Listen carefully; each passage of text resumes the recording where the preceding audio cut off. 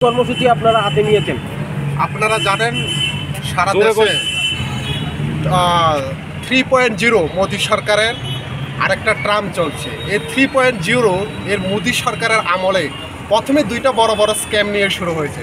প্রথমত মেডিকেল কেলেঙ্কারি, তারপরে এখন ইউজিসির নেট কেলেঙ্কারি। এই দুইটা কেলেঙ্কারি হাজার হাজার পুরো ভারতবর্ষের ছাত্রছাত্রীদের আজকে ভবিষ্যৎ পুরোপুরিভাবে অন্ধকারের দিকে ডেকে দিয়েছে।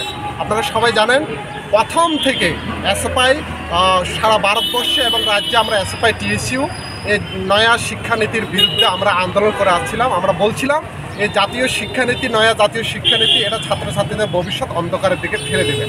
আজকে তারই বাস্তবায়িত রূপ আমরা এটা দেখলাম।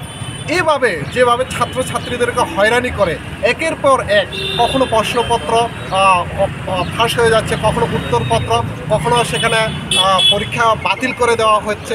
এইভাবে ছাত্রছাত্রীদের হয়রানি, এই হয়রানির বিরুদ্ধে এই আমাদের 3.0 যে মোদী সরকার, এই মোদী সরকার এখন প্রধানমন্ত্রী, তার শিক্ষামন্ত্রী নিশ্চয়ই তার নিজের দায়িত্বভার গ্রহণ করে, নিজের দায়িত্ববান ব্যক্তি হিসাবে এটা দায় গ্রহণ করে এখান থেকে পদত্যাগের দাবি এবং নয়া জাতীয় শিক্ষানীতি সেটা অতি সত্ত্বে যাতে বাতিল করে ছাত্রছাত্রীদের ভবিষ্যতে যে অন্ধকারের দিকে ঠেলে দেওয়ার যে এই বিজেপি সরকারের প্রচেষ্টা, তার বিরুদ্ধে আমরা আজকে এসএফআই টিএসইউ আমরা এখানে সারা দেশের সাথে রাজ্য আমরা প্রতিবাদ জানানোর জন্য সোচ্চার হয়েছি।